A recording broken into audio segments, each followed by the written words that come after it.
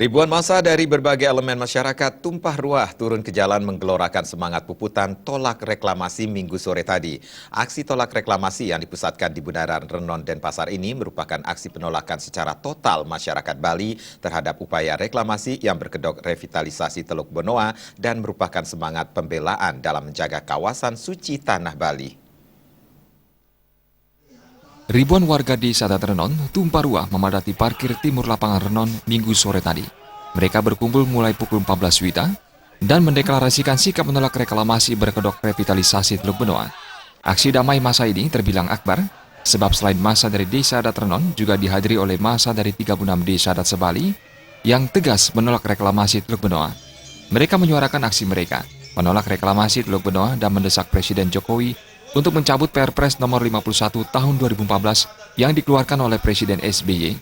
Aksi akbar dimulai dari parkir timur lapangan Bajar Sandi Renon, dilanjutkan dengan long march menuju desa Adat Renon melalui Jalan Muhammad Yamin, Jalan Pemuda, Tukat Balian, dan melakukan penandatanganan deklarasi di Jalan Raya Puputan.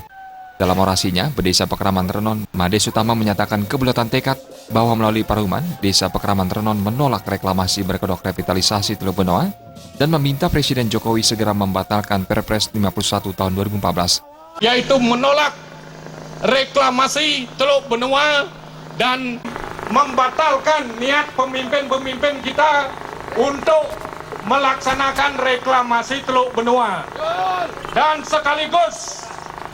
sekaligus mencabut Perpres 51 tahun 2014 supaya Bapak Jokowi segera menghentikan rencana reklamasi Teluk Benoa.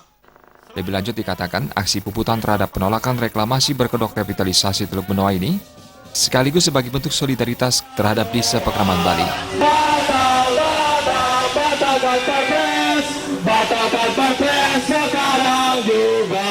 Yang tolak reklamasi teriak tolak, tolak. Yang tolak reklamasi teriak tolak, tolak. Yang tolak reklamasi. Indra Wijaya dan Gus Muram